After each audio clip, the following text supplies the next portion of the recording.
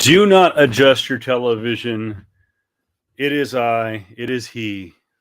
Yep. Not he who remains. It is just he. He is J.R. Kambakungan. How you doing? He is the alpha male of the group. He is the Batman to the Robin. It's the only time where I will. Yeah, I will. I definitely will lay out for JR when it comes to that, because you know what?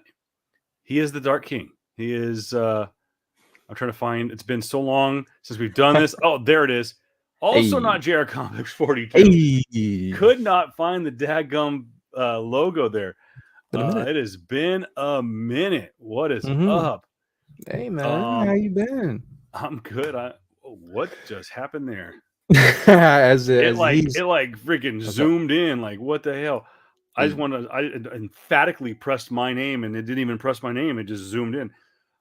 Kevin Pillow, also Voice of Reason 23 on all social media platforms, with the exception of Twitch, which we are broadcasting on. What's up? Twitch.tv/True Voice of Reason 23, because forgot my password and forgot what email I used to log in, so I can't salvage that Twitch to PS Comics channel. Oh no, we have at PS Comics on Twitch. Come on, bro. I'm about to say. I was getting there. Okay, we got it. Also, what's up? Instagram. If you're, I'm sure JR posted something. It did. Okay, good. I'm still trying to find out a way. We've got to find a way to broadcast on Instagram, but I don't think they've done. No, I mean, well, you know, Instagram, they're trying to do this whole Facebook, Instagram, they're trying to do the whole TikTok thing. So it's more so about the shorts now. It's about short video stuff. And so, granted, you know, even though I've been saying now for a better part of a year, I've been trying to get PC. It just stuff happens, life happens. Either your car breaks down, you need new tires, or you're possibly going to a convention that's in Seattle and you need to save up some money because you want to spend some money. So that is right. That's been happening, man. I know they have been busy for those who have who keep up with us on all our socials, man. Hey, how y'all doing? Thank you very much for supporting the channel, supporting the show. Let's talk about that. Let's put the rumors to rest. Here. Wait. Let me start off with this. All right. I know this is the one big rumor that has been brought to my attention. I want to say yes, that rumor is true. I do hate Kevin, and we are splitting up. I'm joking. Cool. Just found a 4 gig flash drive. I'm like low key. I'm not ignoring JR. I'm like low key trying to straighten up my desk over here, because what is going on is Oh, dude, I got all kinds of crap to show off tonight. I got freaking pool. I got a flex pool tonight. Look at this. Okay. And it ain't none of it's gonna be comic books. Yeah. So low key, a lot of stuff's been going on in our social lives. You know, like JR's been lives. What's that? It's been a thing for me specifically. But yeah, go ahead. You first. I was gonna say we both were a little under the weather coming out of the new year. Obviously I've got the kiddos, and they were also a bit under the weather, and don't mind me, just a little vacuuming, because my daughter, who is Miss Creativity, has got creativity all over the desk. But yeah, anyways, no, just going back to the new year, just a lot happened. A lot's been going on in family life. Kevin and I are saving money for WonderCon. That is true. Atner, what's going on? Atner, I mean, come on. The dude's been our number one fan. He's actually the one that I think low-key started the JR and Kevin are breaking up, because I think Atner is plotting something.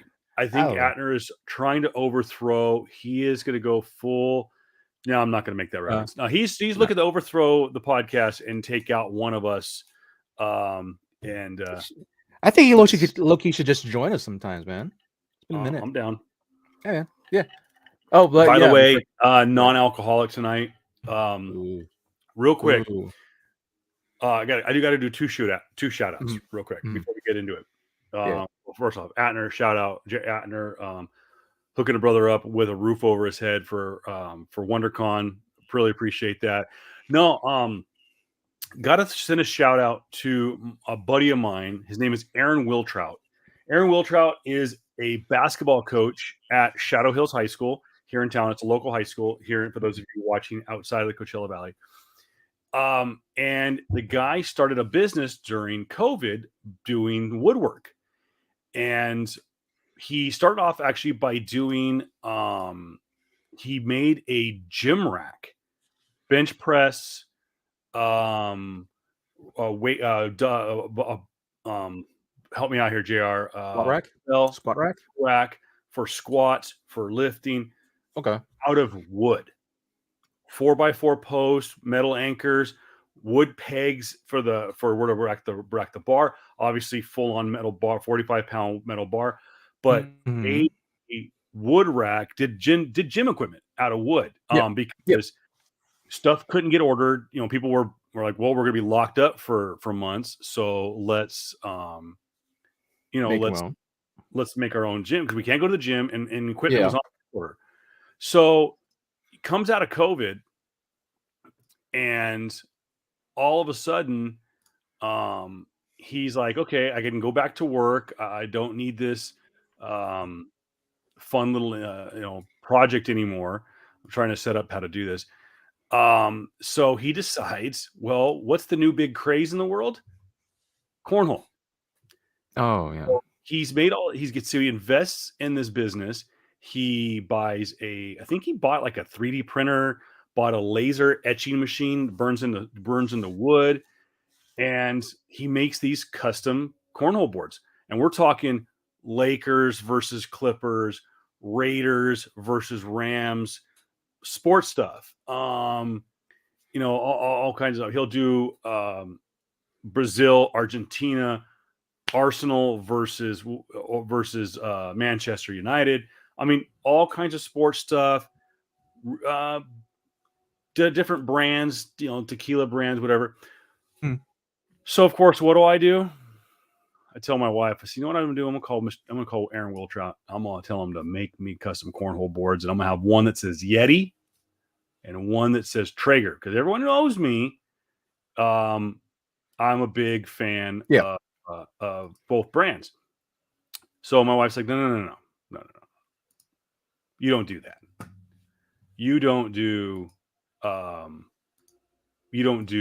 Traeger and Yeti. That's stupid. You do something better. Okay? You do the one thing that will unite the world by dividing it at the same time. Okay. You go Star Wars. So I present to you the Rebellion versus the Empire in the ultimate battle of these two sides in cornhole. There it is. My custom cornhole boards. If you're watching on video, Rebel versus Empire. Oh, by the way, you can't see it on this picture, but in the cornhole hole, it lights up. LED custom LED lights. So again, shout out to Aaron Wiltrout hooking a brother up. If you want more information, I will when this audio drops. By the way, I know I'm two episodes behind. If you're watching this live, on the audio drop, I will have the link to his social media accounts to get your own custom board. Yeah. We do appreciate you mentioning PS Comics. I love you, and my name. I am going to try to see if he'll hook JR up, because I'm thinking JR needs. I don't know. What are you thinking? What? Oh, Batman versus. I don't do the whole cornhole thing though. That's the thing. Well, either way, if you're a cornhole fan and you're down for this, I told him I'd give him a shout out. He does listen to the podcast. He's a big fan. He's a big fan of JR's because Wiltrout is a massive Batman fan. And so he's a big fan of yours because he knows you are a big fan of the Dark Knight. He knows you're more of the DC guy than Marvel. So he says, big shout out to JR. And he also says he's seen the video. He knows how big you are. He says he wants to know if you were always that big, because probably could have been a killer power forward for his basketball team. So I mean, we can talk about it some other time. No, I'm good. No, because basketball, I'm too into basketball type of thing. So okay, Atner, yeah, hashtag promo code. Hashtag promo code is we'll send it to you. We'll send it to you. Hashtag the promo code is First Family Mortgage or something like that. No, I'm just trying to go with a shout out to him, man. Shout out to him. No, the design looks sick. That's pretty cool. If I'm wondering if he make anything else other than that. But granted, like, cornholes, hey, it's the big thing nowadays. I know that it's fun, like especially tomorrow, and we'll get into the Super Bowl stuff at the end of the podcast. It's just a fun, dumb game. I don't get the whole like let's play professional and everyone gets all wild and crazy. I just have fun, talk a little shit. It's a good shit talking game, and if you can talk shit and not what's it called, get angry. If you could just, that's what it is. We've played it at our family picnics. My brother had it at his wedding. Yeah, my brother. Yeah, they actually had a custom cornhole game made for his wedding. So nice. But nonetheless, so I told Aaron with the job well done he did, that I would give him a shout out. The only thing it does not come with is you have to buy your own bean bags. I already am on Amazon. I found Rebel versus Empire bean bags, so they will be here later on this week. So let's get into from throwing bean bags. Let's start throwing some shade. Let's talk about the big D. And no, we're not talking about JR's new OnlyFans account that he needs to start to fund his Emerald City Comic-Con trip. Let's talk about Disneyland turning 100 years. It is the 100-year anniversary of the creation of the Walt Disney Corporation. People go like, what is it? Like Disney 100? Is it Disneyland hasn't been open for 100? No, Disneyland is celebrating Disney 100 because it was Walt's original theme park. And because Disney World just did the 50th anniversary of Disney World, so they didn't want to do back-to-back. So no other parks in the theme park division is celebrating the 100th anniversary of the Walt Disney Corporation, except for Walt's original park, Disneyland. And it's for both parks. California Adventure and Disneyland are both celebrating, and also the studios in Burbank also have been decked out in Disney 100. The Centennial celebration has started since the beginning of this year, and it will go through, I think, about this time next year. Usually Disney does about a 15-month celebration for anniversaries. I mean, they did use this, JR, and this was one of my favorite rides in Orlando. They did use the kickoff to the Walt Disney Corporation Centennial Celebration to open up a new ride. Now the entire land is not done. That is opening up in June. I saw something about like in the next like at least 2 months from now. Okay, so maybe they pushed it up. Maybe it was this year. Yeah, Mickey's Toontown will reopen. It's been actually under construction since 2021, I think. Yeah, I think so. Yeah. It's been it may be even longer than that. But anyways, nonetheless, Disney's Mickey's Toontown will reopen this year, but they have already opened up the new ride, Mickey's Toontown. Mickey's and Minnie Runaway Railway is now open. This is a transported, or what do you call it? It's a ride that's in both parks. So they have this ride is also in Disney's Hollywood Studios in Orlando. It took over the Great Movie Ride at the Chinese Theater in Disney's Hollywood Studios, and it is a lot of fun. It's actually one of the first rides in the Disney Corporation, at least domestically, the Orlando version, to do the trackless ride system. What are you? Sorry, go ahead, Jared. No. I know that my sister actually went there. I think they had their actual Centennial. The first day they did it was the 27th, and my sister went there because she's a big Disneyland. Oh, she's a huge nerd. Good guy. Like she went there one week, and then she literally went there the next week, and so yeah, she's constantly going, and she's always sharing these pictures and all that stuff. And so that's cool. That's pretty cool. What is it? It's the Hangry Collector. Hangry Collector, yeah. Hangry Collector. So, if you want to give her a follow, yeah, you could, but on Instagram. Yeah. What's that? She hasn't paid for this promo, so but yeah, she goes there, and it looks cool, man. It looks good. Again, like I'm not really big Disneyland theme park goer, so it looked cool. Some of the merchandise looked great. I mean, I would have copped some of the jackets that says 100. That looks pretty sick. But other than that, man, the one thing that really stood out for me was definitely at the end of the night, they did this huge like projection / like fireworks display that you probably have seen already throughout Instagram, throughout all the social medias, throughout media sites, whatever. That looked pretty freaking fire. To be honest with you, that shit was sick, dude. Is that the water work? Yeah, the water display, the water court one. They also had, I think, pictures throughout where it was like this parade throughout, like that happened most of the day. I think. Don't quote me on that. I'm pretty sure. Yeah, just stuff like that, as well as that display at the end, man. That looked sick, dude. So, if I'm not mistaken, the show that JR is talking about is actually in Disney's California Adventure.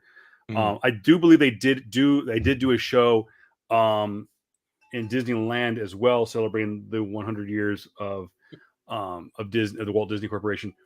But the I can't remember what it's called, and it's not called Waterworks, but it's a water projection show in the Big Lagoon in Disney's California Adventure, and it basically covers all of the Disney properties.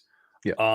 The only downside was the Marvel section does not use the voices of the actual actors and actresses from the Disney from the Marvel Studios films, but they simulate some of the scenes via kind of like a computer generated graphics, but they don't even do like the actual video. But it's still really, really neat what they can do these days. And that's pretty cool. Yeah, it looks good. Other than that, man, talk to me about global warming, man. It's freaking February, and I'm burning up in here. Hold on a second. I'm turning on I was gonna say bring up global warming or bring up like that type of stuff. I want to say if anyone has watched the last couple episodes of The Last of Us. I am still 2 episodes behind. All right, I'm not gonna say anything, but you got to catch up. You really got to catch up because we got to talk about it. Yeah, for those who don't know, too, by the way, episode 5 came out last night. A lot of studios are choosing to, and we'll talk about this a little bit more in the because I have some other notes about the Super Bowl, but a lot of studios are choosing not to go against, the Super Bowl this year. So Last of Us, which would air on HBO Max, dropped 2 days early, which is fun. And for the 4th consecutive week, the show has grown at least 50%. It's the largest growth, I believe, was episode 3. Yep. Grew the show 60% over the previous week, which had actually doubled already. So it just continues to grow. It's a show that's caught fire.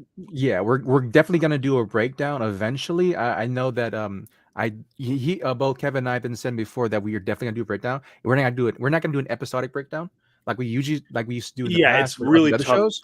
For this show, it's really tough. Yeah, it's specifically because one, as a fan of the video games, which came out basically 10 years ago, and I bought nearly every iteration of that game since, except for the most recent remake of the version. I want new fans that are looking just specifically on the HBO show to enjoy it as you can right now. Absolutely. So that I don't spoil the hell out of it. Because I'm telling you, as a fan, as a longtime fan, they've done so much good freaking work on this series, man. Yes, I'm even talking about episode 3. Episode 3 for me was the epitome of probably the most happiest episode we will get, because of probably. what's going. Probably because I'm telling you right now, for those who watched of us, for those of y'all who watched episode 5, y'all know what I mean. Y'all definitely know what I mean.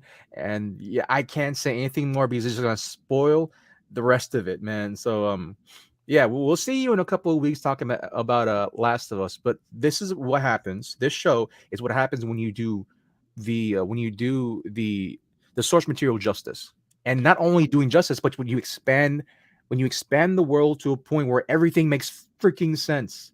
And so this is what I like about this dude. Again, someone who has not played the video game, and this will kind of transfer into more about what we're talking about next. That's video games.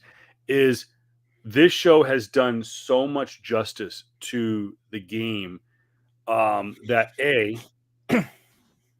the price of The Last of Us Part 1 has not gone down. It has remained first day price point at $69.99. The remake. Granted, it's the PS5 remaster. Yeah. It is the remake because I think it was originally a early PS4 or late PS3.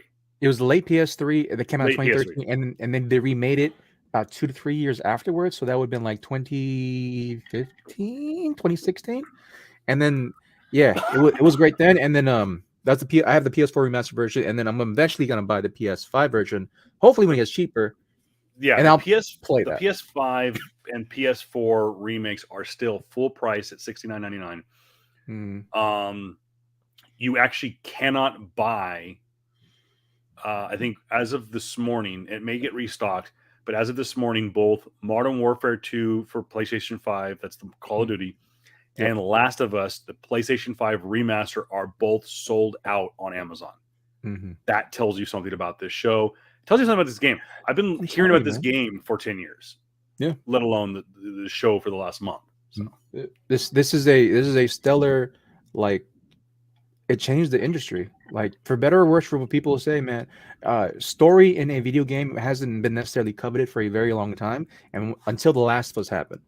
Like, and I mean, it was obviously too. I think people have said that it inspired the way they shot and wrote Logan. It inspired so many. Like, there's a reason why a lot of games and a lot of other media, right? They resemble very much the story-driven themes now, and that was because of 2013's Last of Us that has shook the video game world so much, where we're now like every like story aspect of the game is a lot more character driven. Like, I'm not to say that hasn't happened before, but it hasn't had this much spotlight in it where like you have to like your game has to actually have some type of like anchor point in the story, or it's just not going to really be coveted. Granted, you're going to have games that has found success outside of it. The biggest one recently being Elden Ring, right? You have to actually like find the story, gameplay over story, and story over gameplay. There's that toss up, man. But like, Last of Us is the reason why there's a lot of narrative driven, really driven games. But yeah, like I said, I have not played the game. I've heard. Wait. I can quite literally hear your background. I don't know if that's you or me. 1 second. Is that you or me? You know what? Is it like a soft melodic sound? It's probably my PlayStation 5 still going. It might be. I think it's, unless it's me. I don't hear anything other than my PlayStation 5, but nonetheless, which is kind of right because I put the screen on. But you know what though? Anyways, that's 100% you, bro. I think. Is it like, what's it sound like? I don't know, but it's Is it like a humming sound? I think so. It's coming through my headphones. No, it's not just humming sound. It's like background noise. I don't know if it's yours or mine. Okay. I only hear my fan and the PlayStation 5, which I've turned down since. But nonetheless, guys, bear with the and I'll tell you what. I don't think JR is crazy, but if Atner hears it, then we'll see what happens. Sorry, I apologize. That's definitely my fault. I actually have Lakers ESPN up right now, and it had like a background video on. I'm like, what is that sound? So it was. It was me. I apologize. I'm like, cut me off. because I'm trying to like also look at the Laker game, right? Right. Hey, So again, no, it's all kinda, good. It's all yeah, don't to because have, I wanna make halfway sure that segue. we're all good. Yeah. Because I do have my fan going, which is above me, but we've had the fan on before, and of course the Mm. PlayStation 5's on. My son has been bitten by the PS5 bug. Nice. He has now beaten Yeah. he has now beaten Jedi Fallen Order 4 times. He Nice. has he has beaten Spider-Man, the original Spider-Man once. He's working on Miles Morales. Now he is playing FIFA like his dad. He actually is one of the few people on planet Earth who actually enjoyed Battlefront. Mm. And he loves Star Wars, and he's just it's so cute to see him Amen. love Star Wars the way he does, because at one point at our age we loved Star Wars like that too, and we didn't hate on it and make fun of Wookiees make fun of Ewoks and Jar Jar and stuff like that. Yep. So Different. by the way, speaking of which, we are still planning on doing the Star Wars kind of our fandom. This. Let him play Ratchet and Clank. Oh Lord, I'm letting him play Ratchet and Clank, bro. But Okay. before we talk deep dive more into our video game talk, this is the part where JR has his weekly intervention with me about my PlayStation 5. Yeah, man. It is by far, I think, top to bottom, one of the most superior pieces of equipment. I've said this before. I think that pound for pound, one of the best gaming controllers ever made is the PlayStation 5 DualSense controller. Mm-hmm. Until about 3 days ago. Let me see it. Let me see it.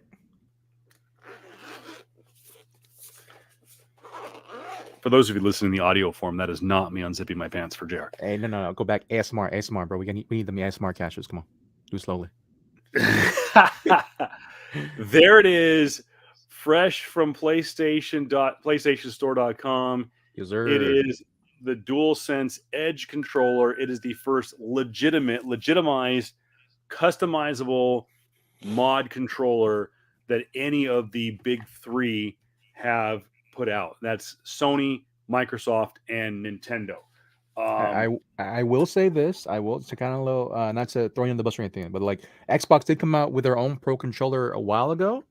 Okay, but you're right. I think that's considerably, but it's considerably much more expensive per se. Okay. But, this does have an expensive price point. This is a $200 controller. I did manage to knock a few bucks off of it because I pre-ordered it back in the fall and found a link, and it's legitimate, straight from Sony. I haven't even scratched the surface of using this, but I will say the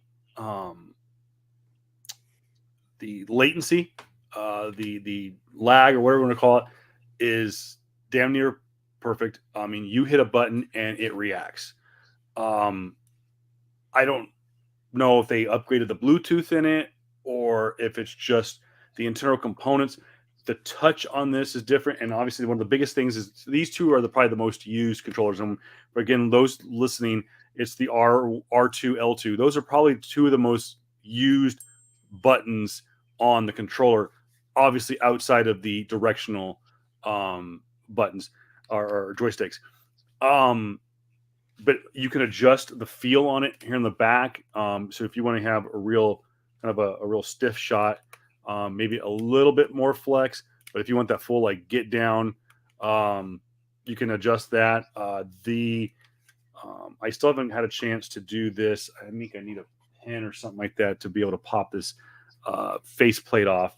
But the faceplate on the controller actually comes off, which has led some people to believe that you will actually be able to customize this faceplate at some point. But because the controller is relatively new, that it's not going to happen anytime soon. But I'm trying to see, like, this is the first time that I've done this, and it's not wanting to participate. It's being camera shy. But yeah, it's a really neat controller. And oh, there it goes. So there, you can take the plate off, like I said, people have led to believe they have not come out with any accessories for it. Maybe it's coming down the line that you can change the color plate on this, but you can actually take the Joy-Cons off. Yep. And you can adjust the height. You can adjust the actual, and I hope I didn't just break that. No, you didn't. You didn't. Okay. I'm telling you, bro. I'll figure out how to screw that back on. What's that, Jar? No, just it's that was definitely one of the things that one of these the new Edge controller is definitely one of the products I wanted to get in the new year. But quite literally a month, or I forgot when exactly I told you I was going to Seattle for the ECC, but that was quite literally the day where I'm like, you know what, I can't spend possibly $200 or more on a controller when that comes out about a month and a half before I leave for Seattle. Yeah. And so like, yeah, that was the thing. I'm like, I should just chill out and get that instead. And so, yeah. I will say that it is. I can't honestly say as a full-on reviewer if it's worth the price tag yet. I'm not saying it's not, because I have not disliked it yet. It is heavier, slightly, which was to be expected. It feels more durable. The inside, this is kind of right here where my fingers are right here. The inside of the controller is an additional padded with a little bit of like ever so slight kind of a abrasive grip, I guess you'd say. So kind of a little bit more feel. Back here, you can right here where my fingers are. If you're watching the video format, if not, it's probably about right on the opposite side of the controller from where the thumb joysticks would be. Yeah. On the back side of the controller is a part for additional paddles. Yep. And you can actually do one of two things. You can actually do an actual paddle, kind of looks like this, or you can do like almost like a half dime. Oh yeah. So that's the one I'll probably use when I inevitably get mine. I play a lot of yeah. Oh no, go ahead, Jared. You play a lot of what? I play a lot of the shooter games, and so Warzone, Modern Warfare, those type of games, I play those, and so those specifically, the back triggers are what is going to be used greatly for a lot of like people who are into shooter games or into like any type of basically any type of game where like you don't want to move your thumbs or your top fingers or your index fingers in a position where you have to like press square or reload or something have you. And so those back triggers are like fundamental in like for players who play the hardcore, running gun shooters and definitely we're probably gonna see that that specific controller being used a lot in like professional play. So I wouldn't be surprised if you see a lot of those come out for like PlayStation events for Call of Duty. So yeah, man, I'm never gonna get mine. It's probably gonna be after. It's probably gonna be after March, as well as maybe later into March. Because also, shout out to again, I haven't been there in a minute. Shout out to Comic Asylum in Palm Desert. Shout out to Ate and Takuya. I haven't been there in a minute. I know I got to pick up my statue. I got Colin. I got my gut statue, which I'm going to reveal on this channel soon. On this. I don't even know about this statue. You sneak up on me sometimes on your statue purchases. I'm like, bro, sometimes, man. I still haven't opened my other Power Girl statue that I bought from them a while back. So, yeah, it's just. Oh wait, maybe I do know about this one. The gut statue, the Berserk. Oh, never mind. No, I'll show that eventually, man. But yeah, other than that, man, cool. It's been cool. Again, this is free promo. Buy locals, comic stores, support them, and do all that. Oh, yeah, it does come with this case, by the way. The controller. Nice. What does not come with the case, but I want to show this off real quick. I don't know if I did before or not, but I want to show this off again. For those of you who are a PS5 user, this is a must have. This is the backbone. I got this probably about the right beginning of the year. This is for the iPhone. They do have different versions for Android and other phone controllers. But what it does is, and unfortunately, you have to have your case off of it. But it is a remote control for your phone. It is essentially will turn your in this particular case your phone into an iPhone into a PS5 controller. The lag, surprisingly, not that bad. If you've got a halfway decent internet, a consistent internet connection, it plays real well. There are I've been on some bad connections, and it does not play well, especially when you're playing a game that needs to have quick response. Obviously, I'm not. I always joke around with a buddy of mine that I'm not as good on FIFA when I am playing on the backbone. But if you are someone that wants to take your PlayStation with you on the go, it is worth it. That is about again, cheap plug, $100 device. It does come with a 3-month subscription to Backbone Plus, which has all kinds of extra games that come with it. It does play with Call of Duty Modern Warfare on mobile, which is basically pretty damn close to the original Modern Warfare, but on your iPhone. It does play with a lot of the Apple Arcade games, to name a few. It does play with, I know, for example, the 2K series has launched the last 3 years. They've launched NBA 2K for free, an arcade version of the game, not the full version, but just an arcade version of the game on Apple Arcade. It's actually pretty good. I played it on my iPad with a PS4 controller and plays pretty well.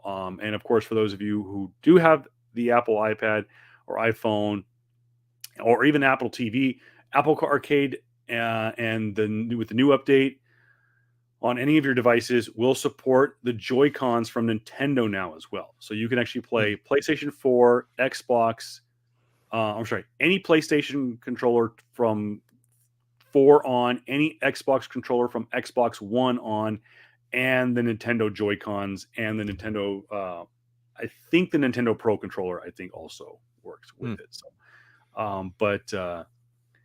I really enjoy this. So if you want to play on your phone and have kind of still have that kind of handheld, almost like a Game Boy or like what do they use? What was the old PlayStation Portable? The Riva or the PSP, Viva or the Vita, the Vita or the PSP or Switch kind of feel to it. That's your boy right there. So that's my flex pull, and also my Tony Soprano Funko Pop. Nice. So let's get into some games. Holy shit, JR 2023 is gonna get freaking cracking, and it started yesterday. Hogwarts Legacy released on Friday. It had a special release, I believe, Tuesday or Wednesday earlier this week. If you had the special, you bought like a special version of the game, you got an early release. I think it was digital only, and it broke not records. It fucking broke Twitch. For those of you who don't know, not going to get political here, but J.K. Rowling's the original writer of the Harry Potter series. They've basically tried to cancel her for like the last 5 years, about 5 years. Yeah. To the point where she's been cut out of any royalties from the movies. She was not allowed to appear last year with the cast in the 20th anniversary of the original film. I think they still have to give her writer's credit in the movies. But sorry about my watch going off in the microphone. But she's been cut out. Go Google it. Make your own opinion about it. Everyone's entitled to their own opinion. At the same time, you're entitled to your opinion, but you're entitled to the fallout of your opinion. And I still think it's kind of bullshit that they canceled her, because I just think it is. But that's neither here nor there. The problem is that this game, Hogwarts Legacy, is based on a group of short stories that J.K. wrote after the Harry Potter films came out. That were for the is it for the Pottermore website or something like that? I don't really remember specifically. I was never really a big Harry Potter fan anyway, but like when I did watch the movies, they were fun. They were cool. I mean, they came out in 2000 like early 2000 and like 5, 8, right? Yeah, and something like that. And the game exit is based on some of her short stories. So people have been trying to cancel the game. Yep. And not like literally, but figuratively, the whole cancel culture, blah, blah, blah. Mm-hmm. So it hits Twitch earlier this week. Breaks Twitch. Yeah. Pretty much everyone who was streaming this game, that any influencer, anybody who got early access to this game earlier this week that was streaming it on Twitch was averaging, I think, Jerry, correct me if I'm wrong, I could be exaggerating, but I thought I read this, that people with the Harry Potter game that were playing this on Twitch were averaging almost 1 million viewers. No. It's what happens is that there's certain menu bars on Twitch. We're probably streaming on Twitch right now. Hey, how y'all doing? And that when a certain game pops up on that menu bar, right, it shows you how many people are viewing the game. Okay, so over 1 million total people were. Over 1 million, over 1 million total people. So, but you have like these big creators on the Twitch space. You Hassan Abi, who is also a political streamer. He plays video games aside. XQC, a bunch of the top 20, top to 100 people, right, are playing this game, right, throughout not just America but throughout the entire world. The world, yeah, entire world. And so, yeah, you're gonna have a lot of eyes on this video game because one, it's a good video game. Period. Yeah. Yeah, we can get political and shit, right? But if you can talk about the political side, about just how atrocious, J.K. Rowling is or perceived to be is, right? I don't really give a fuck about this woman. I really don't. I don't care what you pay for her, right? I'm not buying her Legos. I'm not buying any Harry Potter stuff that people put on Borders or Barnes and Nobles. I'm not buying that shit. I'm playing the video game though. Why? Because it's made for the same people that put a lot of love and care for Warner Bros. Studios, man, as well as the other people who worked on the game. I'm paying for that game specifically, and so initially, when you have people who love and care about like the source material, you'll get games like this. And very much the same way for those people who have a lot of love and joy and care for the source material, you get TV shows like The Last of Us. Yeah. So it's like, I get it. There is a very controversial political figure, right? That's coming out the realm of this shit. But like at the same time, it's like you boycott her and you cancel her on Twitch, on Twitter, because she's a billionaire. But like, yo, it's like fucking. You're on Twitter, bro. You're on Twitter, making these fucking accusations while, using the fucking space that's owned by another billionaire douchebag, Elon Musk, bro. It's like, where are your battles here? Right? It's like, come on, man. It's such an easy thing to do, to attack a video game and not the actual person, or not the actual. I don't know. It just, for me, just wreaks a lot of fucking first world problems. It really does. And I don't think she's making, because again, I think she sold the rights to the short stories, so she has no skin in the game. Warner Bros. Warner Bros. Owns these. Not like she still has the rights to the franchise, right? And in some way, she'll get royalties for it because she got like 600 million last year. Right? It's like someone's buying this. Y'all ain't Warner. Y'all not at freaking Warner Bros. Studio boycotting our games and shit. Y'all not doing all the other stuff for it. But like, you want to send death threats and horrid shit to developers of this game, right? Really? What kind of white people shit you guys on right now? Sorry, I apologize for that, but like, that's like full on. That's full on. Like, come on, man. That's the easy shit. That's the easy shit, man. But like, just, and not only that, what really pissed me off, man, is that I follow this YouTube channel called Girlfriend Reviews, They made this girl cry on her stream by calling her all these phobic things, her and her boyfriend. And the stream was basically saying, hey, if you donate to us, we're actually gonna be donating all the money to a trans right group. And they hated on her for that. They destroyed her. Like, bro, like, yeah, they're playing the game, but they're also doing they're also raising money for trans rights and trans people. Like, I don't know. It just reeks so much of fucking tribalism bullshit, dude. That just again, overall, the game is actually good. I'm gonna play it. I'm gonna fucking play it. Why? Because I actually want to at least give credit and give or at least award the people who work for fucking 4 or 5 years on this game, right? And see them enjoy it. Just come on. We all know this. For those, I've been more so in the gaming space, or understood the gaming space more so than you have, my dude. That's not a flex or anything else. But like, I also know what the development titles, development cost, development, all this stuff that goes on in the development side scene. What happens to these people, right? What happens to them? Crunch, all that. They get, they can work on an amazing game. The game makes hundreds of millions of dollars, and they're out on their asses before Christmas, right? Because of the corporation that owns them. It's like, come on. Like, this game is good. It is statistically good. A lot of the 1-star reviews are from people who are never going to play the game, right? Who have an axe to grind. Before this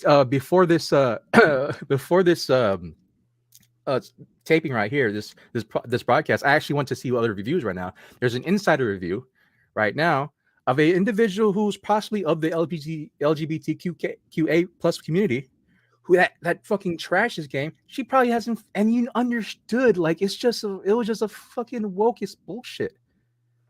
Like, it was so bad, dude. Like, you are a reviewer, specifically put down the game, probably hasn't played the game, and just to put a political opinion about it. Like, you review video games, period.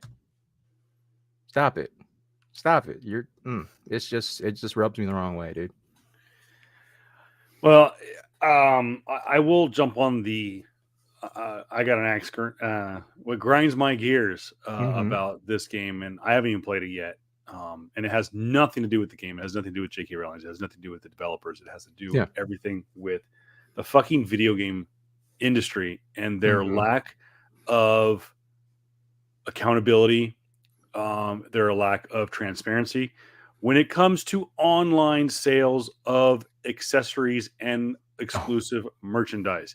I want to talk about the atrocity that was yesterday at 10 o'clock and 30 seconds. Okay. When the fucking remote control went on sale and sold out in 30 seconds. What?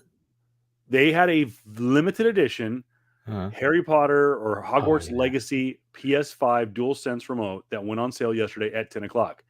I had a cart of other accessories to buy. All I had to do was jump in there, boom, check out, Apple Pay, bam. That controller's on its way. It was going to be a gift to my wife, who's a huge Harry Potter fan. She knew it was coming. It was going to be kind of like a, hey, I'm getting you this for Valentine's Day kind of deal. When first off, at 9:59, the website crashed. At 10 o'clock and 30 seconds to the second, I was watching on my watch as I was refreshing. 30 seconds into the sale, the website came back up and the controllers were all sold out. 30 seconds. I texted a buddy of mine. And he goes, he says it was all over freaking Twitter. The UK version, I guess, had gone on sale. And they immediately started popping up on eBay. By the way, how much these controllers do not come out until the end of the month. Yeah, they have a street release date of February 27th, and they were on sale yesterday at 10 o'clock a.m. And they are now going on average on eBay for $250. This controller was on sale for $79.99. $80 controller that now is being flipped for $250. I am all in favor of capitalism. I am all in favor of you buy low and sell high. It's how we make a profit in this world. It's no different than if we were to, which we don't, to sell advertisement on this. You know, we do the minimal amount of work and we sell advertisement for it. That's the American way. Do a little bit of work and get paid a lot for it. What the fuck are you talking about? No, I'm just saying is that I get it, but come on. I mean, this is, I mean, and a buddy of mine who said that they've cracked down on it with the scalping of tickets. Yep. The Taylor Swift thing, obviously last spring or last fall, brought Ticketmaster to Capitol Hill, and they're saying like, enough's enough. This is bullshit. So they're cracking down on it. They need to crack down on this. It's to interject just a little bit. It is an ongoing thing. It's definitely for those who've been in the know or those who understand what the fuck's been going on. This is just one. What do you call it? It's not the full thing. It's like just part of the systemic bullshit that's been happening in gaming, in like just all this stuff. It's the people with bots, basically. That's the exact same thing that happened with PS5, with all the consoles, specifically a couple of years ago, when they first came out, and it's been happening in the shoe game for even longer time. All these freaking knuckleheads, dude, that were trying to buy these these Yeezys, these Nikes, these Jordans, right? Years ago, they have these bots online, which their bots, they just scour the internet for all these items. Basically, they buy them immediately. It's insane. It's insane, and they buy them and they sell them in their their egregious prices, man. So definitely, there has to be some type of like ethical codes. It's like you can't freaking be doing this shit, man. Like it's supply and demand, man. But when you buy it, it's instant. You buy 50 of them at one time. Who has that type of money to buy 50 of them of an item one time? That's possibly like anywhere between $80 to like $300 to $400, man. Or even PS5 four something. And so it's a continual thing that's been happening in gaming. Oh man, I thought you were gonna go more so on like other aspects of like microtransactions and fucking gaming space. Oh, just another thing too. The same people who are boycotting this Hogwarts Legacy are possibly also people who still play fucking Warzone 2 or some other freaking Blizzard video game. Like so you hate that company, you hate them because they support J.K. Rowling supposedly, but you're gonna support the company that has actual rape cases on them. Right? It's like, that's what you want to do? Which, by the way, you can go back and you can search that episode in our archives. But we had the Activision Blizzard episode. I think it was like almost about this time last year. So yeah. And this is understandably from me who's playing Warzone 2. I will say that throughout, right? Yeah. But the thing about me, being playing Warzone 2, understanding the fact that these are motherfuckers that did that shit, I'm still trying to call them out. Not to destroy the people who've been making this game, who are trying to, support their families, man. Like, come on, dude. Understand nuance here. It's the people at the top. So, with your take on, it was frustrating because, and I literally was having this conversation with a friend of mine who has been trying for years to get me back into gaming. I was all in. I mean, I would be one of those guys. If Twitch. If I had what I have right now in front of me, this computer, a PlayStation 5 with the webcam and the whole 9 yards and Twitch and cell phones and whatnot, if I had this 12 years ago, I guarantee you, I would be freaking not rolling in the dough, but I'd be making money, legit making money on Twitch. I was hardcore into gaming. I was playing till 2, 3 o'clock in the night. Was I top tier? Was I freaking going to these Call of Duty World Championships and stuff like that? No. But I was doing LAN parties. We were doing LAN parties in Best Buy, in the Magnolia Center on 80-inch freaking, Pioneer Elites back in 2008. Yeah. And we're talking about no lag internet because it's all internal and this was again 12 years ago. This was top of the line. These were like on top tier T1 lines connected to our servers in Minnesota. So, and all we had to do is like type in a little code, and we were like, no parent blockers, no corporate, not safe for work blockers. This was like legit. We were playing Modern Warfare till like 2:00 in the morning inside Best Buy, with like the best equipment.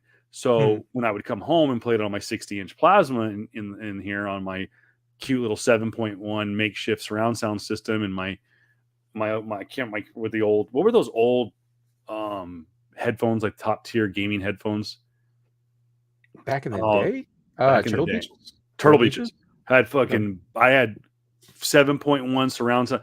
Those Turtle Beaches used to freak me the fuck out. Yeah. Full transparency, right on the other side of this window is about 50 yards away is a desert. And in the summertime, when you're trying to save some money and it's late at night, it's a little bit cooler.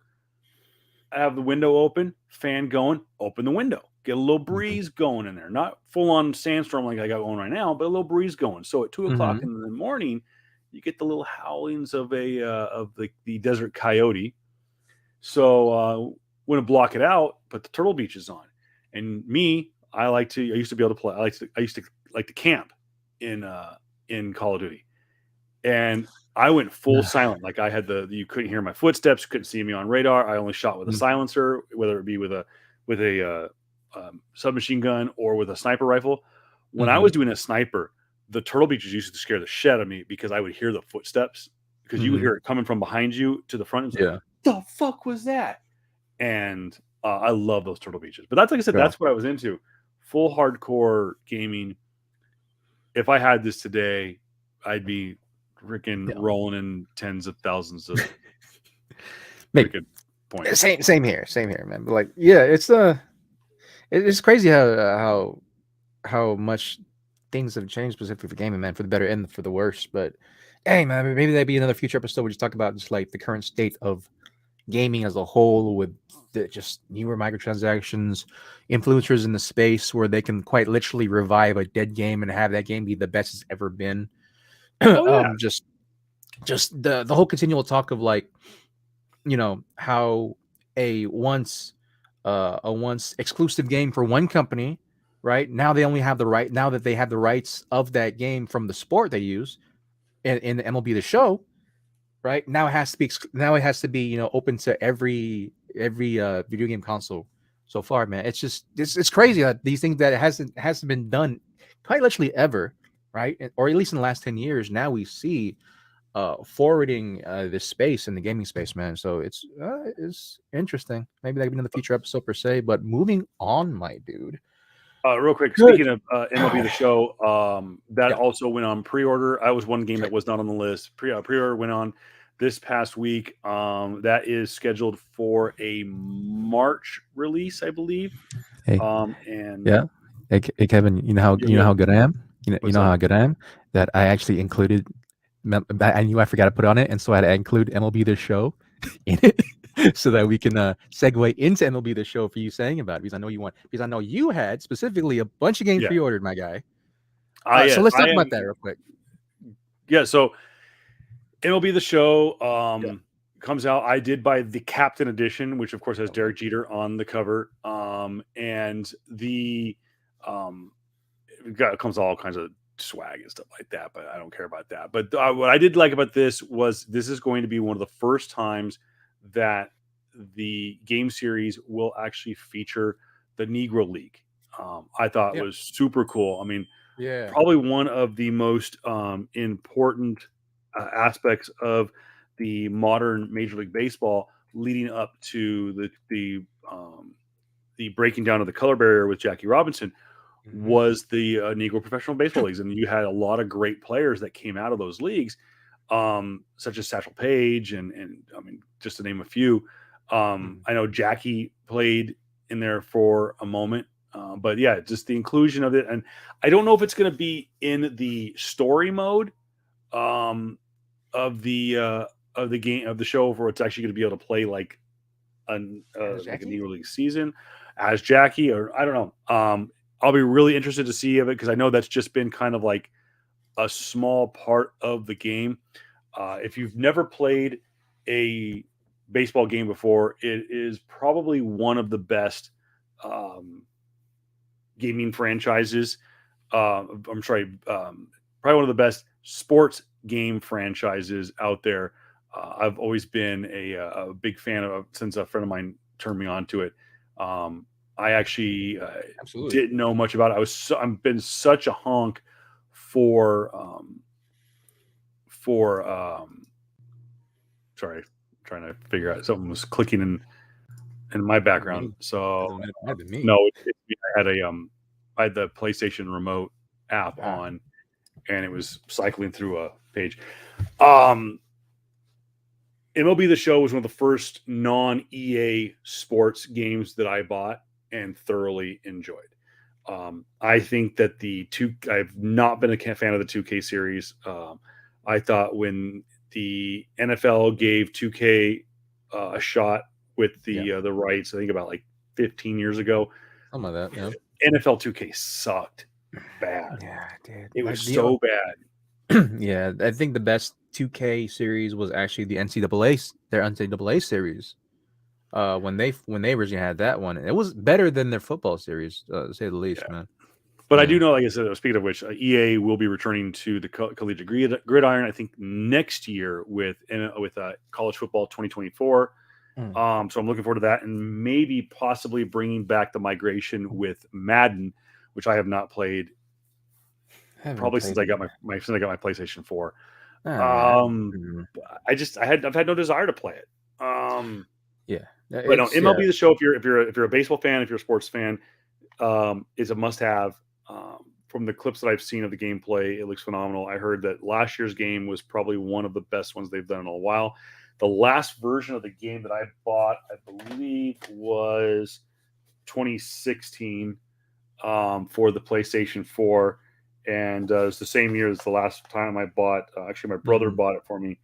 Was Madden 16 was the last time I bought a Madden game. So. One of the big reasons why too that why MLB the last year's specific edition, right, was so big and actually did a lot of huge numbers for Sony San Diego, which makes the game, is because one, it was I think their first or second time having to go to multiple platforms, and two, the rise of Yoshi Natani. So that's probably one of the bigger reasons why that game did such huge numbers, because one, Yushin was Otani was the cover athlete. He was the cover athlete. And so this is a Japanese born player who's possibly looking at to probably be closest to be Babe Ruth that we've had in the last 60, 80 it's been especially a guy who can play multiple positions, pitches and hits for power. Yeah, man. So that's one of the big reasons why I did that. But yeah, that one. And my dude, I told you to do this. I did tell you to do this a couple days ago. Have you watched the new 9-minute trailer gameplay of Star Wars Jedi Survivor? I have not had a chance to see the new trailer for it. But I say you know what? Screw it. You watch right now? Let's find it. Let's go. You watch it, right? I don't think we can put a full 9-minute video on here. I will say. Oh, it's a full gameplay video. It's a full gameplay video. So yeah. So I think you might need to watch that by yourself, or maybe watch it while maybe do a quick reaction to you as I talked about it. I will say, it is heavily compressed. It doesn't look quote unquote good because of YouTube compression. Yeah. Right. Even at 4K, it looks like grainy still. At least in my opinion. I can't wait. Well, I do know that that was one of the issues that it was having, and why the game has actually been postponed an entire month. For those of you who don't know, Jedi Survivor actually has been pushed from a April release to a May release. That's right, Dad. And I'm gonna add it up here real quick. But we're not gonna watch the whole. It's just gonna be playing in the background. I'm telling you, man, it looks great, bro. So I'm just gonna have it. Kind of we'll pop in here just to show some of this. I did see right off the bat. I think the greeniness is the compression from YouTube. From YouTube, yeah. Yeah. So you have to go. You have to go on like IGN's actual site. Again, this whole video is from IGN. No copyright. Blah blah blah. Right. And so, but overall, man, like I told you this before, to replay Star Wars Fallen Order, Star Wars Jedi Fallen Order on your PS5. Have you? Yeah, I'm pretty sure you have, or at least seen some parts of it. I haven't. Okay. My son has. My son has played Jedi Survivor on the PlayStation 5. Fallen Order, the Survivor. Sorry, Fallen Order. I'm sorry. Yeah. I played it on PS4. I think I played it on PS4. Yeah. But it is from watching him play it, it's pretty damn good, and it's you could tell the difference. So yeah, I'm telling you right now, for those who played on your PS4 and you have a PS5, I would highly recommend you play on your PS5, because the one biggest considerable difference is that it just flows better. Constant 60 frames per second cap on the game. It will never dip. Or it might dip once or twice, I think, in a boss fight, but not a huge severity of it. And two, instant load times. Actually, even no load times. That was one of the big one of the hamperings of the original game of Fallen Order, is that the load times were a little bit too much. But granted, like, it was a very beautiful game for its time. I understand why. But I'm telling you, man, like, it is a clear difference between playing Fallen Order on PS4 to PS5. It's a completely different game for me, because it just flows better. So, yeah. This, oh my gosh. Wait, show it. Oh no. There was another I think there was another time you fight another enemy in this specific one where it'll show you like the death kills per se, right? The animation where you have the final attack for the final chance for attack which kills the enemy. And the animation is freaking phenomenal, man. Yeah, so I think you're seeing a little bit of lag and a little bit of the graininess is very minute, so that gives me a lot of high hopes for how good this game is going in, and the fact that I think YouTube's compression rates get a little bit better. I think there's been a couple of little skip moments that maybe that could be the lag from them loading it to YouTube, but again, there was a lot of concern about lagging in game, and a lot of kind of skip animatics, just things just jumping. Someone said it was almost like if you were playing on a dirty disc, like if it was like almost like people remember this back in the day with CDs. CDs would skip because they were scratched or had a smudge on it or something like that. But that was one of the problems with the game, and it was making for an unenjoyable gameplay. But no, this game, once again, JR is absolutely right about something. I am going to be kind of curious is to hear the story behind. Now, of course, the events of this game comes in the post Order 66 era. It's probably darn near close to the events of maybe Solo, but closing in on A New Hope, because he was a Padawan and probably in his early teens. As a Padawan when Order 66 goes down, and we know that from the events of Order 66 to the events of A New Hope is about, what would you say, about 20 years? Yeah, I was gonna say about 20, 25 years or so, because so he's probably Cal Kestis is probably what, in his early 20s in this, so it's probably maybe I think late 20s, honestly, because well, that wouldn't add up, because I mean, if he's a teen in Order 66, I don't know. I felt like when he was when that happened, he was like in the Jedi Temple. I feel like he was more so closer to like him about to hit puberty, like so almost maybe between 13 and 15. Yeah. So if you even go 10 years, that puts him at 25. So maybe he's in his mid 20s. Yeah, and so that would make possibly, how old would Luke be then by that time? Before Luke is obviously, his date of birth is the day of Order 66. So and he is he's meant to be college age Yeah. when in A New Hope, because the reference about he is of age to join the rebellion, which I think would have to be about 18 to 20 years old. Yeah. But he was supposed to be much younger too. Like originally, I know that originally George wanted him to be much younger, right? you're talking But about it was just Luke Luke himself. Yeah. Yeah. But Yeah, yeah. well, I know that they went through different incarnations. That at one point, Luke Starkiller was supposed to be he was supposed to be the old man, like he was supposed to be Yeah. Obi-Wan. But yeah, it just is.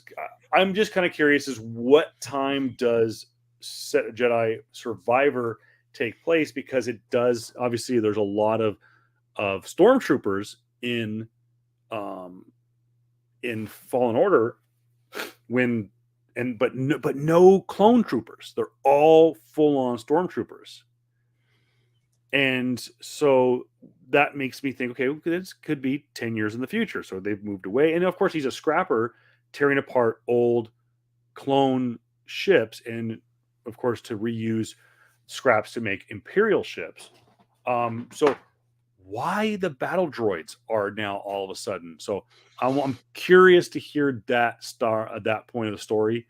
Like I said, Jared and I have had this conversation.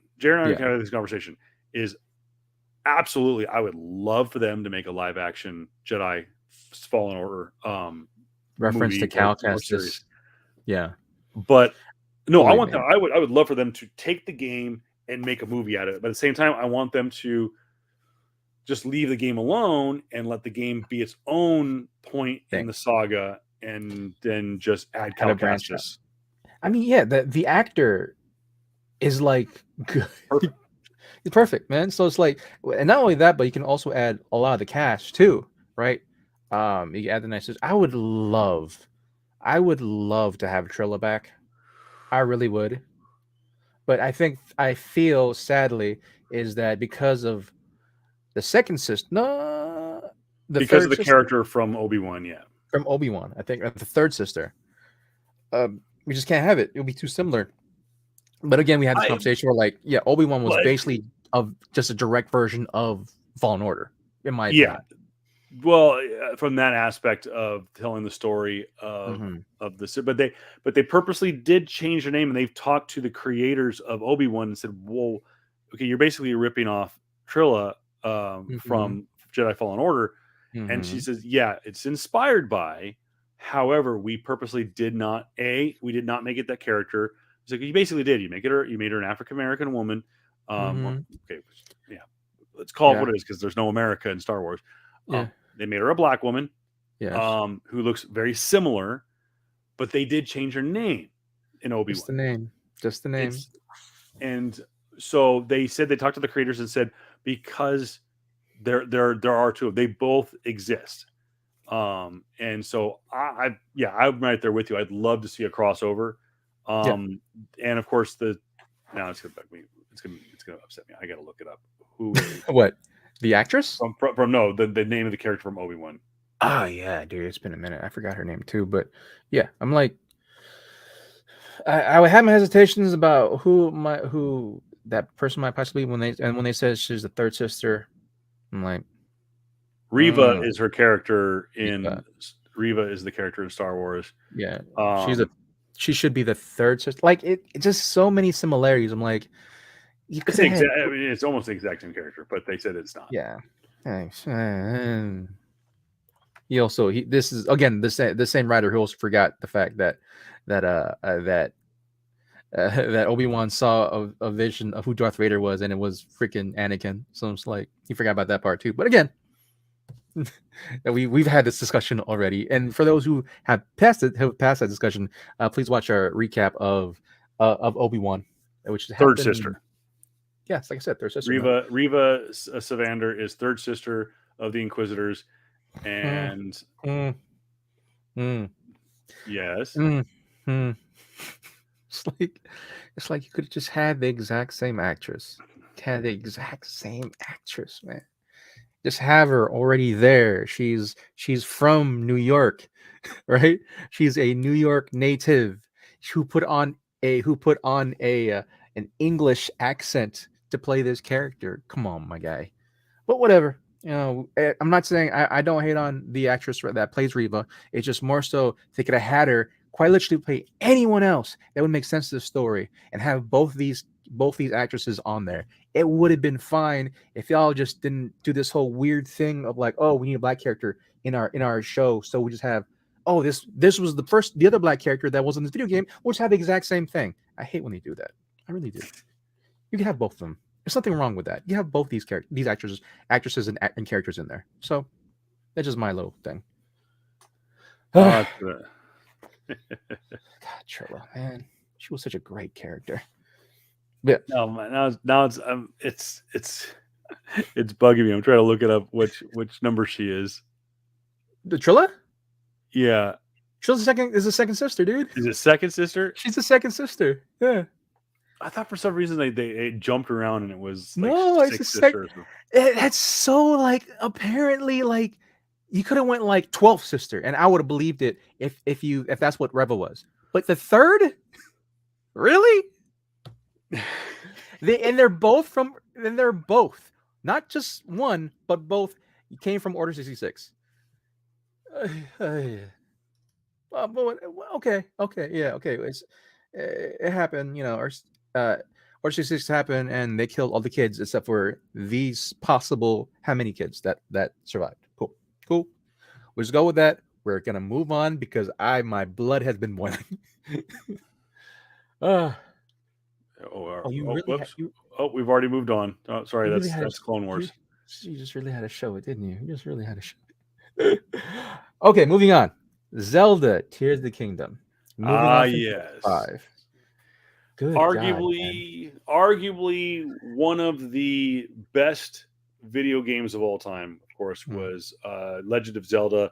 Oh my gosh, Breath of the Wild. It is bar none. It is the best game ever made on Nintendo Switch. Yeah. It is bar none the best Legend of Zelda game ever made. I understand. I'm right there with everyone. Ocarina of Time has been number one. Far and away for years, but Breath of the Wild is number one, not even close anymore. I would put Breath of the Wild in my top 5 favorite video games of all time.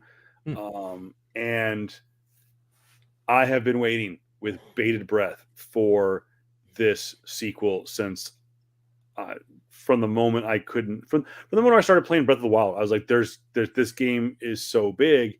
How is it going to end? And then when I finished it, I was like,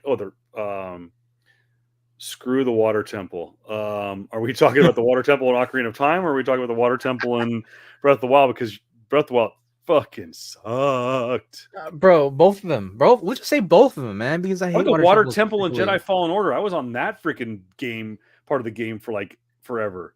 Okay, but here's the thing. Would you rather play the Water Temple and Jedi Fallen Order with that type of game system, or with freaking the stupid ass freaking Ocarina of Time this horrid freaking controller? Wasn't it Nintendo 64? That was 64. Oh, would you rather play with that? Give me the Switch all day long. Don't get me wrong. It's by far the best Nintendo system that Nintendo's ever come out with. And number 2 would be the Nintendo 64. GameCube for me. Number 2 would be GameCube. I hate the GameCube. The GameCube sucked. Hey! Smash Bros. Melee. I rented it. That's all I gotta say about that. What? Smash Brothers? Smash Brothers Melee and Smash Brothers on freaking Nintendo 64 whooped freaking any version's ass. Oh, so blasphemy! Nintendo 64 had GoldenEye, had WWF No Mercy. Okay, I mean, come on. Resident Evil 4. Hey! All I gotta say is that within one generation, you had 3 possible great games of all time. It was, if I remember correctly, the Zelda, which you oh my god, what was that one where you played where you also had like you transformed into a wolf? Shit! Atner, help me out on this one. Yeah, oh my gosh, I can't remember that one. Something. Oh my god, you did that one? Considered to be one of the greatest games of all time. Star Fox 64. Yeah, Star 64 okay. was pretty good. Okay, that Zelda game considered to be one of the greatest of all time. Melee, right? And Resident Evil 4, and also I think the recombination of another great. Oh my gosh, it was Super Mario. Was Galaxy on there? No, Galaxy was Yeah. recently. Oh no, Twilight Princess. Thank you, Anna. Twilight Princess. Twilight Princess. Twilight So yeah, Princess. you're talking about GameCube. Now I do know GameCube had. Yeah, it did from a Mario standpoint. It had some of the better Mario games. Sunshine. Sunshine was good. They had Sunshine. Luigi's Mansion.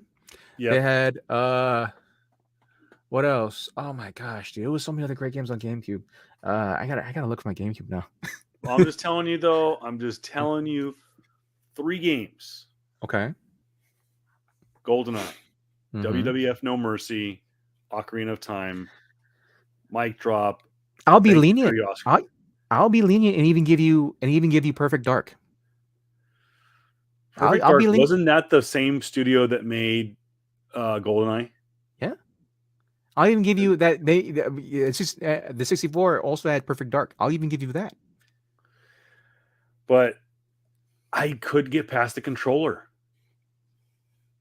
The controller of GameCube sucked. For the GameCube, it was awful. I know what I'm talking about, bro. Well, by the way, for those of you who are Switch fans, they are supposedly going to release more GameCube and Nintendo Switch games onto their emulator, which has already the NES, SNES, and some Nintendo 64 games. And I think later this year is when GoldenEye Remastered will finally come back to the Switch. But they actually released a GameCube controller Pro style. So it's basically a Bluetooth version of the GameCube controller that you can use on the game on the Switch. You bought it, Atner? Come on. Oh, Sarah put you up to it. I know she did. My dude. You know what? I will say this though. My wife wanted to get it because she loves the GameCube. She thought that it was going to be Joy-Con versions, and you were going to have to play the Switch handheld version with freaking Joy-Con versions of the GameCube games. GameCube controllers. I'm like, that would suck so bad.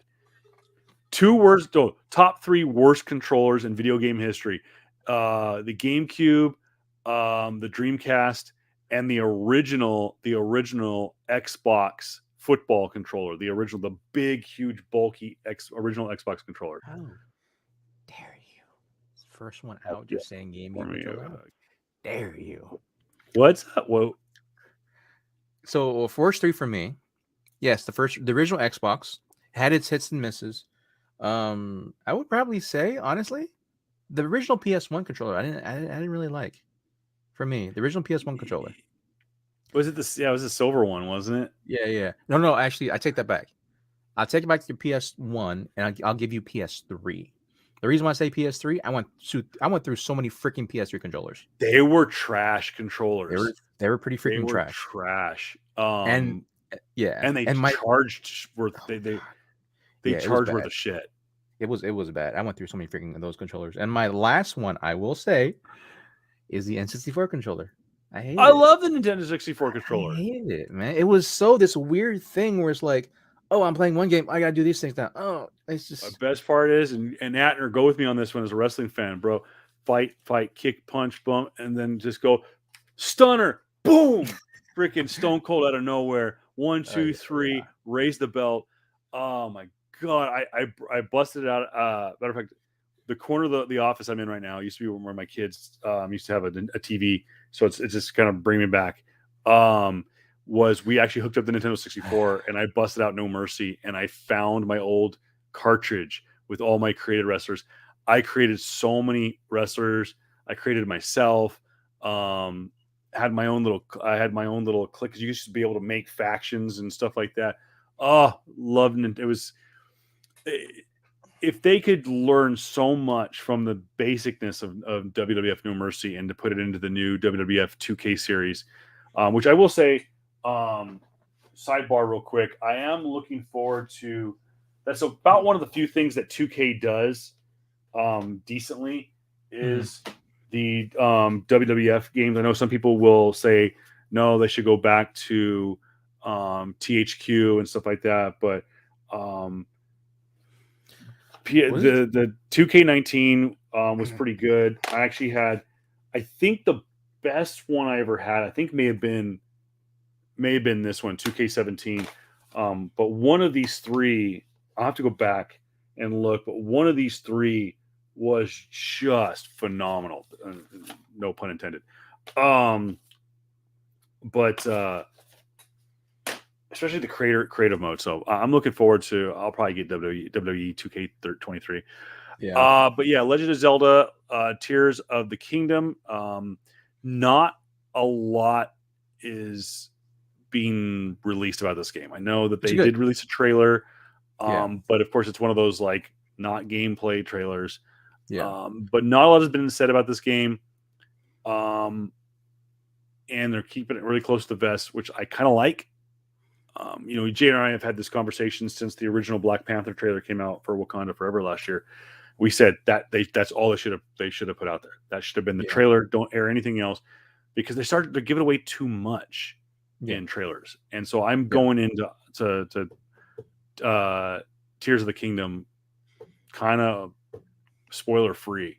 Yeah, so. I will say they did come out with a new trailer a couple of days ago because of the Nintendo Direct that happened with it. Oh yeah, that's right. You're right.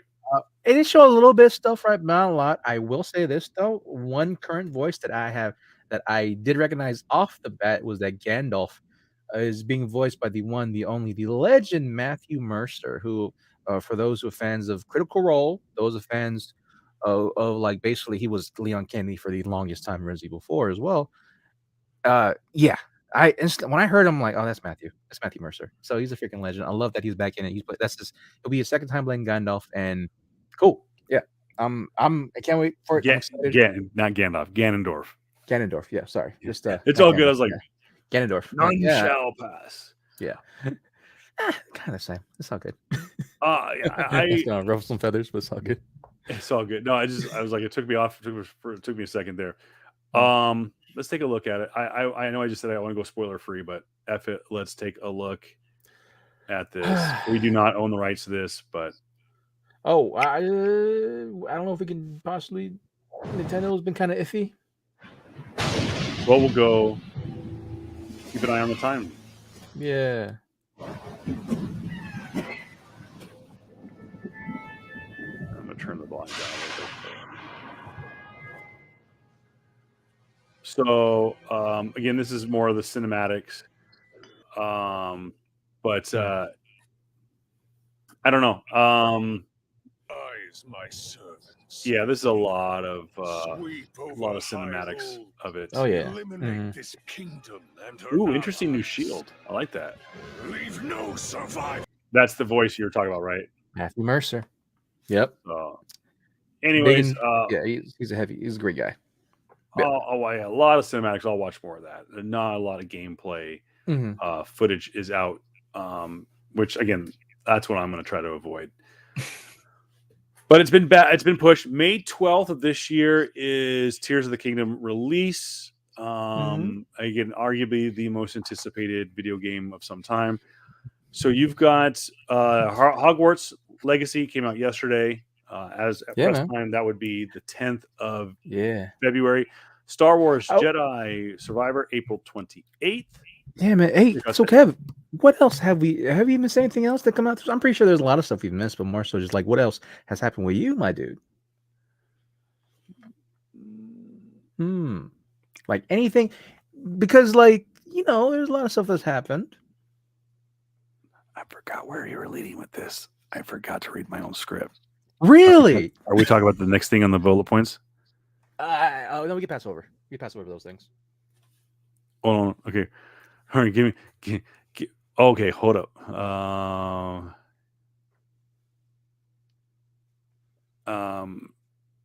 Oh, gotcha. Okay. I just saw that from 5 minutes ago.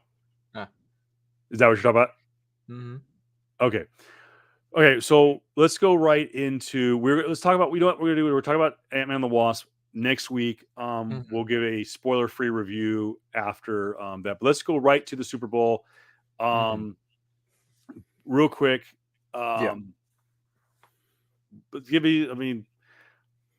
commercials, anything that jumps out at you? Because I know freaking Fast and the Furious 10 dropped their trailer yesterday, which is for the big game, which I understand why, because there was a tweet that came out, right, of like how much money it costs to put your commercial on Super Bowl throughout the years, right?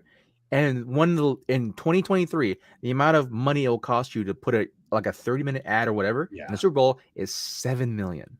Yeah, it's caused a lot of people that are now having sponsors within the advertisement for their ad sponsor.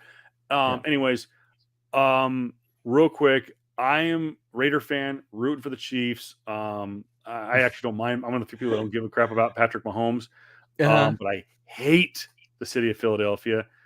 Sorry, Philly fans, but sorry, I just don't like you. Do not like the city of Philadelphia. Do not like Philly sports fans. So I am rooting for the Chiefs tomorrow. I am looking forward to the commercials because we are going to get a Quantumania trailer. Quantumania trailer, but I think it's going to be a kind of a watered down one. Yeah. But there was something massive that is coming out. Oh, Flashpoint.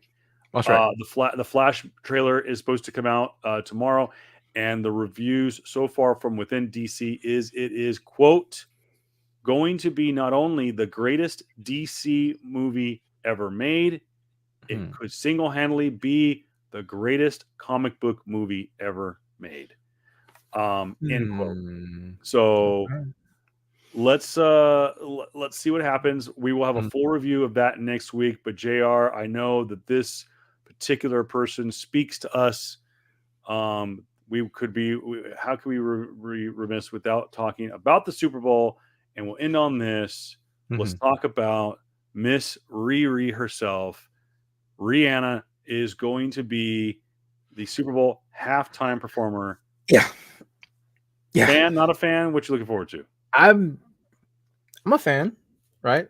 I got a love for Riri. She's also a constant Laker fan, so props to her. That's true. She's always, I always see her in Laker games on television. But yeah, I've been a fan of hers, man. Just like 2006, 2007 when she had Pon de Replay, right? One of her very first songs. Like when she was clearly having Pan-African / Jamaican sound, right? Pon de Replay, one of her first tracks. And so I've been a fan of hers ever since. I don't really catch up as much, right, as of late. Granted, like she hasn't really come out with anything. She's a $1 billion, individual. She doesn't really need to do much, right? And so I mean, it's freaking Rihanna. It's gonna sell out. Who do you think? I was talking to a cousin of mine about this, right? And he's on to sports betting, and they even got to the point where like, what kind of songs that Rihanna's gonna have during halftime. And I have a bet. I have a bet every year. We do a shot bet, and everyone who gets involved gets a shot poured, and whoever gets it right doesn't have to take the shot.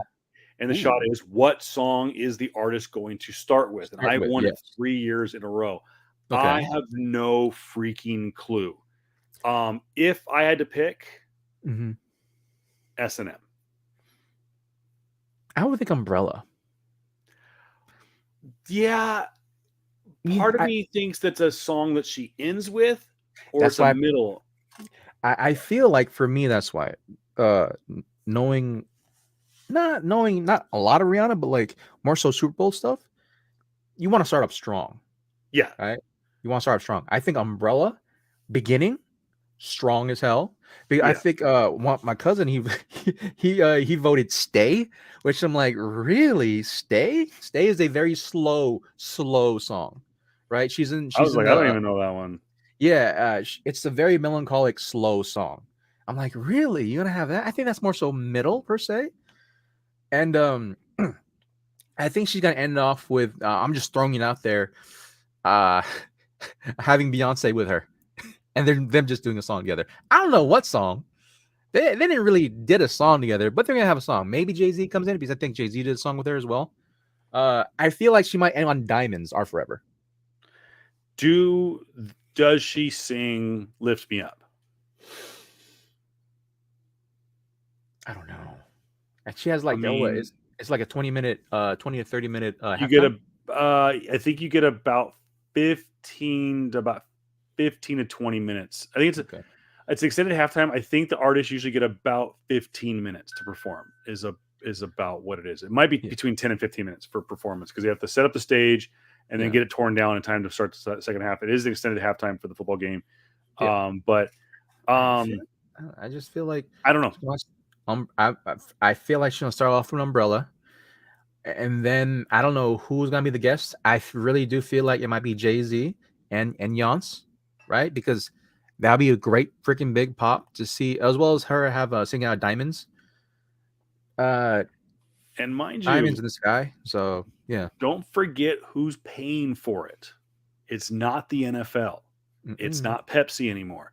It's Apple. This is the Apple Music halftime show. This is their first one. Right. Pepsi was their last one was last year with Bruno. No, it was the big one. It was the big one. It was Eminem, Dr. Dre, Snoop, and Mary J. Now, Apple has been influencing it and putting some money into it. So if you look at the last 3 years, you had basically Dr. Dre and his friends last year. You had before that, you had The Weeknd, and before that, you had Shakira and Jennifer Lopez. The Weeknd, we just rewatched right before we went on the air. That was not good, bro. That was not good. I forgot. He's a good singer, but that was not good. Was that the one where he was lost throughout the thing, or was that was his Grammy? Where he was lost behind. He went back and he got lost like in a mirror maze. Yeah, it was a really weird performance. I forgot how many of his songs I know, and I'm a fan. I like him.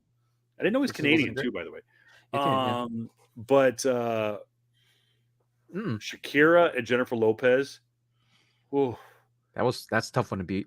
Oh my God, Mamacita! Holy shit, that was a tough one to beat. That's tough to beat. Bruno Mars and it was Bruno Mars, Beyonce, and it was my God, dude, the English rock band, Coldplay. Thank you. Yeah. But yeah, those were good. We watched Prince. You're playing for second place. Thanks for coming. You're playing for second place. And I will honestly say NSYNC and Aerosmith was actually pretty good for its time. 23 years ago, that was top tier. When Yance said hers, right, when she was headlining it, when she wasn't a guest, did she have anybody with her? Beyonce? Yeah.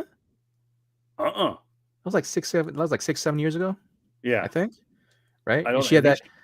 Yeah, may have had Jay-Z, but that was about it. Yeah, she had that. They had that meme-ified picture of her, right, where she looked like she was she looked like she was deadlifting, right? And she had that. Oh yeah, that one. I forgot about that. Yes, dude. She hated that picture, man. I'm like, oh man, she probably do more squats than me, bro. More deadlifts than me with that picture. Let us know in the comment section below what song you think Riri is going to start off with tomorrow night. What song she's going to end with. Also, let us know what is the most anticipated game for you of the year. Is it Breath of the Wild? Is it MLB The Show? Is it Breath of the Wild? Tears of the Kingdom? MLB The Show? Jedi Survivor? Or is it Hogwarts Legacy, which is already out? And in the debate, what is the better platform, GameCube or the Nintendo 64? Let us also know your top 3 worst gaming controllers of all time. Yes, you got some homework, folks.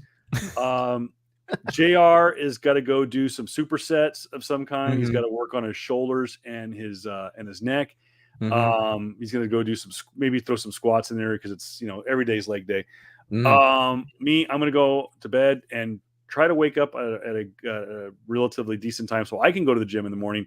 Nice. I blame the PBR and whatever the sponsor of the whiskey was last night that I drank. But shout out to the Acrisure Arena PBR Velocity Tour. A lot of fun. Recommend it. The finals are tonight. If it comes back around next year, do it. It was a lot of fun. At a great time at Acrisure last night. Very family friendly. And my hat's off, literally, to the athletes of the Professional Bull Riding Association. So, guys, have a great one. Be safe out there. Definitely. I will say this too. We will try to get back to a lot of comic book related stuff. We just have been lacking. We've been lacking on it mainly because like we've been trying to save money for like me, ECC, and him WonderCon. I might go WonderCon too because WonderCon is the end of March. It's just a lot of money. A lot of money you go through in March. Maybe we'll hook it up. Maybe we'll be able to do a show on the road and we'll just invade Atner's room and just do and this is total inside joke. Just do bad puns for an hour on our show. So if you want to see that, let us know in the comment section below. All right, guys. Yeah. Good. Peace, love, and also watch Last of Us. Yes. I got to go watch episodes 4 and 5. Laters. Peace. Peace.